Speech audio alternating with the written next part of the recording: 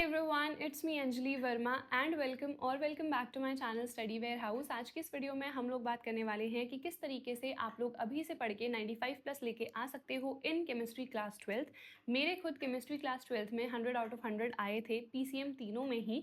तो आज हम डिस्कस करेंगे स्पेसिफिकली केमिस्ट्री के बारे में ही कि अभी से आपको क्या क्या चीज़ें पढ़नी हैं सो दैट आप बहुत अच्छा स्कोर कर सको इन केमिस्ट्री क्लास 12th। सबसे पहले बहुत सारे बच्चे ये कह रहे हैं कि उनके पास ना हैंड रिटन नोट्स ही नहीं हैं, तो मैंने अपने खुद के हैंड रिटन नोट्स प्रोवाइड करे हैं फ्री ऑफ कॉस्ट टेलीग्राम पे।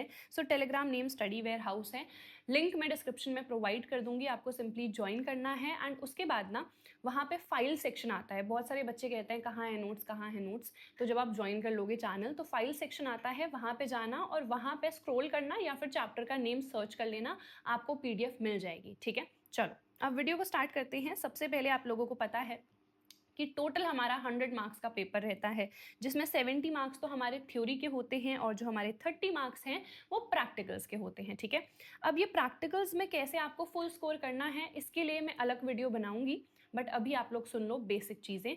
सबसे पहले तो आपकी प्रैक्टिकल की कॉपी प्रॉपर्ली तैयार होनी चाहिए। बेसिक वाइवा में क्वेश्चंस पूछे जाते हैं जो कि आपके मोस्टली सिलेबस से ही होते हैं, तो उसको आपको अच्छे तरीके से प्रिपेयर करना है, अच्छे तरीके से वाइवा देना है। और जो थ्योरी पोर्शन होता है, जो आपको लिखना होता है प्रैक्टिकल्स में, ट्रस्ट मी मोस्टली वहाँ पे चीटिंग ही होती है। ठीक है, और अगर आपका behaviour through out the year अच्छा था, आपके मार्क्स काफ़ी अच्छे आए थे, तो मोस्टली आप लोगों को 30 आउट ऑफ 30 तो मिल ही जाते हैं, या फिर एटलीस्ट 28 या 29, उससे कम नहीं मिलते हैं। ठीक है, चलो अब हम मोस्टली बात करेंगे हमारी थ्योरी की। तो यहाँ पे आपको पता है टोटल हम लोगों के पास 10 चैप्टर्स हैं, जिसमें से 3 चैप्टर्स हैं फिजिकल केमिस्ट्री के। पहले के जो हमारे 3 चैप्टर्स हैं solutions, electrochemistry and chemical kinetics. फिर जो नेक्स्ट हमारे 2 चैप्टर्स हैं वो इनऑर्गेनिक केमिस्ट्री में आ जाते हैं। देखो सबके लिए ना स्ट्रैटेजी अलग अलग होती है, क्योंकि यहाँ पे से न्यूमेरिकल्स भी आ रहे हैं, यहाँ पर से सबसे ज़्यादा रिएक्शंस आ रही हैं, रिएक्शन बेस्ड क्वेश्चंस आ रहे हैं, यहाँ पर से आपके कॉन्सेप्चुअल क्वेश्चन ज़्यादा आ रहे हैं, रीजन बेस्ड क्वेश्चन ज़्यादा आ रहे हैं।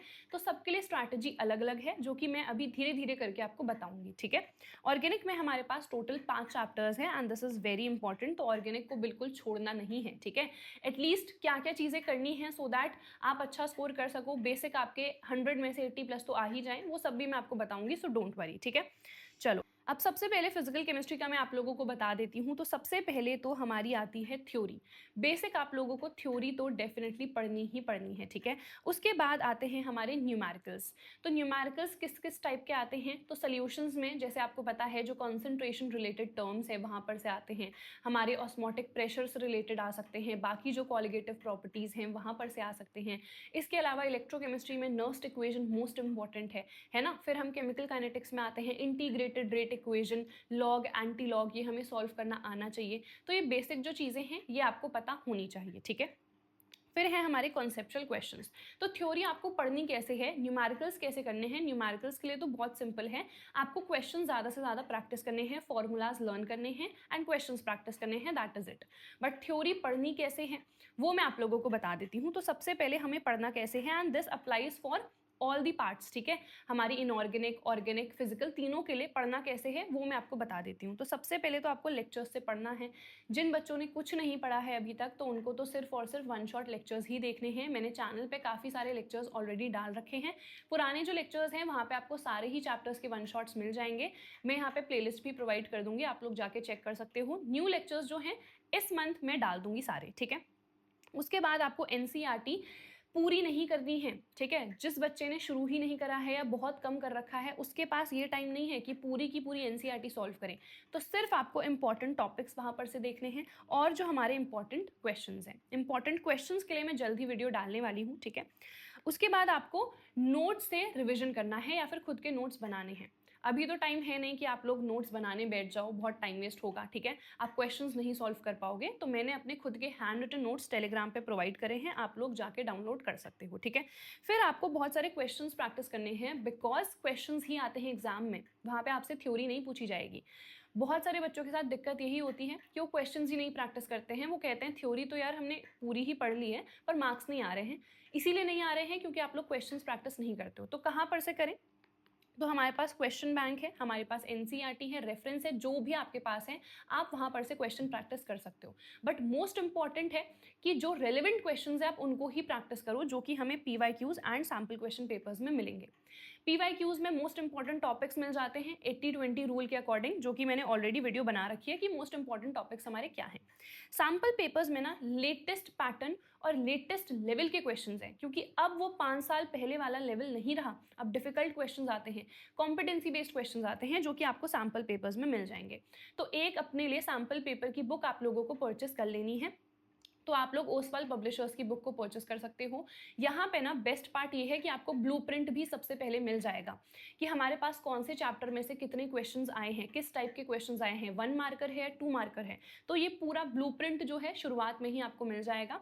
बहुत सारे यहाँ पे सैम्पल पेपर्स हैं, कुछ सॉल्व्ड हैं, कुछ अनसॉल्व्ड हैं। तो पहले आपको सॉल्व्ड वाले खुद से सॉल्व करने हैं, ठीक है। आप सोल्यूशन भी देख सकते हो, कोई इसमें दिक्कत नहीं है, क्योंकि वहाँ पे सोल्यूशन ऑलरेडी मेंशन्ड है। बट जो अनसॉल्व्ड है ना, वो बिना सोल्यूशन को देखे आपको खुद से सॉल्व करना है। जब आपका पूरा सिलेबस हो गया है, अब आपने क्वेश्चंस वगैरह भी प्रैक्टिस कर लिए हैं, अब ये अनसॉल्व्ड वालों को आप लोग सॉल्व करो, खुद से चेक करो उसके बाद कि कितने आंसर्स मेरे सही हैं, कितने गलत है, क्या गलती है। खुद से आप लोग नंबर दो एंड देन एनालाइज करो, ठीक है। तो ये चीज़ काफ़ी ज़्यादा इंपॉर्टेंट होती है। यहाँ पर से आपको पता चलेगा कि मैं कितने पानी में हूँ। इतना तो पढ़ लिया है, पर नंबर कितने आ रहे हैं, क्योंकि अल्टीमेटली वहाँ पे तो नंबर ही मैटर कर रहे हैं, है ना। रियल लाइफ की अलग बात है, बट जब हम एग्जाम दे रहे हैं तो वहाँ पे नंबर ही मैटर कर रहे हैं, है ना। That is the harsh reality. तो यहाँ पे आपको खुद से चेक कर लेना है। उसके बाद जो हमारा 2025 का बोर्ड एग्जाम का पेपर है ना, वो भी इस बुक में आपको गिवन है। तो इस बुक की जो बाय लिंक है मैं डिस्क्रिप्शन में आपको प्रोवाइड कर दूंगी, आप लोग जाके खुद के लिए परचेस कर लो इसको जल्दी से।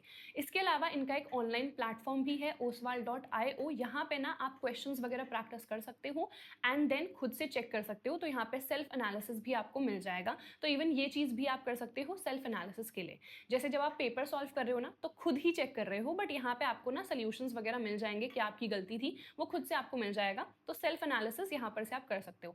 कई बार ऐसा होता है ना कि हम ज़्यादा नंबर खुद को दे देते हैं, वैसे नहीं करना चाहिए, मैं तो नहीं करती थी, बट स्टिल कई बार होता है कि हम बहुत सेल्फिश हो जाते हैं, यार यहाँ पे तो टीचर नंबर नहीं काटेगा, पर वो तो काट सकते हैं ना, हमें नहीं पता कि टीचर क्या सोच रहे हैं। तो इसीलिए इस वाले प्लेटफॉर्म का भी आप लोग यूज़ कर सकते हो। लिंक मैं अगेन आपको डिस्क्रिप्शन में प्रोवाइड कर दूंगी, ठीक है। चलो अब आ जाते हैं हम हमारी इनऑर्गेनिक केमिस्ट्री में। तो इनऑर्गेनिक केमिस्ट्री में ना मोस्टली हमारे रिपीटेड क्वेश्चंस ही आते हैं।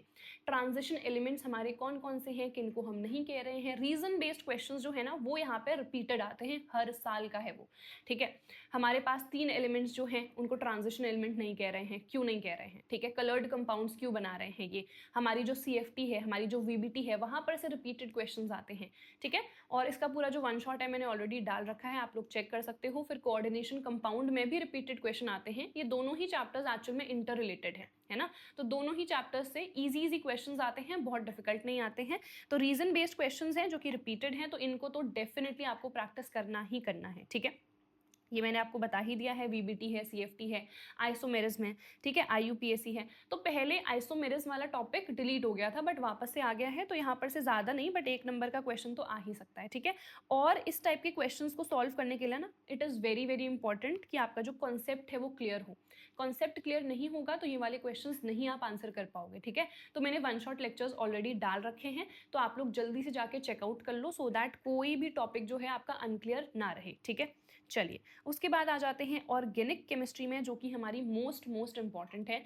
सबसे पहले ना जो बेसिक्स हैं वो अपने क्लियर कर लो, ठीक है। ज़्यादा नहीं, 2-3 घंटे के लेक्चर देख लो, बिल्कुल जो बेसिक्स हैं उनको क्लियर कर लो, अगर आप 11th में नहीं आपने पढ़ा था या भूल चुके हो जो भी चीज़ है। उसके बाद जो मोस्ट इंपॉर्टेंट है वो नेम रिएक्शंस है। अगर आपकी किस्मत अच्छी होगी तो 3 या 5 नंबर के आपको सिर्फ नेम रिएक्शंस ही मिल जाएंगे, ठीक है। तो यहाँ पर आपको फ्री के नंबर एक तरीके से मिल गए, ऐसा सोचो। तो ये तो फिक्स है, नेम रिएक्शंस तो करनी ही करनी है, एक भी नेम रिएक्शन छोड़नी नहीं है। बाकी जो रिएक्शंस हैं उनमें से कुछ आप छोड़ सकते हो, बट नेम रिएक्शन ना एक भी आपको नहीं छोड़नी है। फिर जो हमारे कन्वर्जन्स है ना, वो काफ़ी ज़्यादा पूछे जाते हैं। तो कन्वर्जन्स के लिए आपको सारी रिएक्शंस देखनी है। अगेन कुछ रिएक्शंस ऐसी होती हैं जो बिल्कुल इंपॉर्टेंट नहीं है या फिर आउट ऑफ सिलेबस है, आप उनको स्किप कर सकते हो, बट बाकी जो रिएक्शंस हैं जो सिलेबस में है उनको तो आपको देखना ही है, ठीक है। देन कुछ हमारी रिएक्शंस है, सारी नहीं है, बट कुछ ऐसी रिएक्शंस हैं जिनका मैकेनिज्म आपको पता होना चाहिए। SN1 रिएक्शन है, SN2 रिएक्शंस है, काफ़ी इंपॉर्टेंट है। एस्टरिफिकेशन है, उसका कई बार मैकेनिज्म आ जाता है। तो कुछ रिएक्शंस का आपको मैकेनिज्म पता होना चाहिए। यहाँ पर से भी रीजन बेस्ड क्वेश्चन आते हैं, जैसे कि एसिडिक नेचर क्यों है किसी भी कंपाउंड का, कैसे वो घटेगा, कैसे वो इंक्रीज करेगा, इलेक्ट्रॉन रिलीजिंग ग्रुप अगर मेरे पास अटैच हो गए हैं तब क्या हो रहा है, इलेक्ट्रॉन विड्रॉइंग ग्रुप अगर अटैच हो गया है तब क्या हो रहा है, ठीक है। बेसिक नेचर पे भी वही सेम चीज़ है, कब बढ़ रहा है, कब घट रहा है, बॉइलिंग पॉइंट कब इंक्रीज होगा, क्यों इंक्रीज होगा, दोनों में से किसका ज़्यादा है, व्हाट इज़ द रीज़न।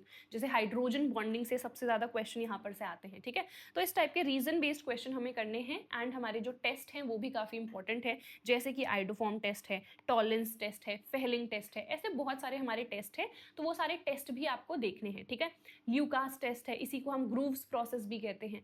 तो ये सारे बेसिक हैं, आपको इनको देख लेना है और ये सब कुछ ना मेरे नोट्स में मेंशन्ड है, तो जिसके पास नोट्स नहीं है जल्दी से जाके टेलीग्राम से डाउनलोड कर लो, ठीक है। अब रिएक्शंस की प्रैक्टिस कैसे करें, है ना, भूल जाते हैं, तो भूलते इसीलिए हैं क्योंकि हम लिख लिख के प्रैक्टिस नहीं करते हैं। मैंने इतनी सारी रिएक्शंस लिखी हुई है ना, तब जाके मुझे वो लर्न हुई है, अदरवाइज मैं भी भूल जाती ना। तो written practice is very important, किसी भी सब्जेक्ट में आप कह लो रिटन प्रैक्टिस बहुत इंपॉर्टेंट है। फिजिक्स में अगर डेरिवेशंस करने हैं तो लिख लिख के जब प्रैक्टिस करोगे तभी वो हो पाएगा। अगर मैं केमिस्ट्री में रिएक्शंस की बात करूँ, लिख लिख के जब प्रैक्टिस करोगे तभी हो पाएगा, ठीक है। और रिविजन भी करना है, ऐसा नहीं है कि कोई चैप्टर बहुत पहले पढ़ लिया था, 3-4 महीने से वापस से रिवाइज नहीं कराएं, भूल जाओगे, ट्रस्ट में भूल जाओगे। तो आपको रिवीजन बीच बीच में करते रहना है, ठीक है। एटलीस्ट जो आपने नोट्स बनाए हैं या जो नोट्स हैं सिर्फ उनको रिवाइज कर लो, कुछ क्वेश्चंस कर लो, बट कुछ भी ऐसा करो जिससे ना वो चैप्टर आपके दिमाग में रहे, ठीक है। देन आपको पीवाईक्यूज तो करने ही हैं एंड सैम्पल पेपर्स ऑलरेडी मैंने आपको बता दिया है। पीवाईक्यूज 5 से 10 आप लोग कर लो। पिछले जो 5 साल के पीवाईक्यूज हैं उनमें आपको कॉम्पिटेंसी बेस्ड क्वेश्चंस भी मिल जाएंगे, so this is a really good thing, ठीक है।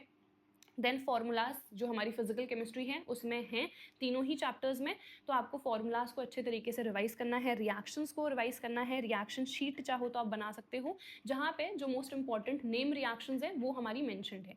नहीं भी बनाओगे कोई बात नहीं, चलता है। ये सारी जो शीट्स वगैरह हैं, फॉर्मूला शीट है, रिएक्शन शीट है, ये सब मैं टेलीग्राम पे प्रोवाइड कर ही देती हूँ, तो आप लोग टेलीग्राम ज्वाइन कर लो, वहाँ पे सारी पीडीएफ्स आप लोगों को मिल जाएंगी। सैम्पल पेपर्स वगैरह की भी पीडीएफ में जल्दी वहाँ पे अपलोड कर दूंगी, ठीक है। सो दैट इज इट यार, आई होप इस वीडियो से आप लोगों को काफ़ी बेनिफिट हुआ होगा। अगर हुआ है तो please like this video, share this video with your friends, और अगर आप लोगों ने अभी तक चैनल को सब्सक्राइब नहीं करा है तो जल्दी से कर लो, क्योंकि बहुत सारे अमेजिंग लेक्चर्स और वीडियोज़ इस चैनल पर जल्दी आने वाली हैं। तो हम मिलेंगे हमारी अगली वीडियो में। Till then bye everyone, take care and all the best.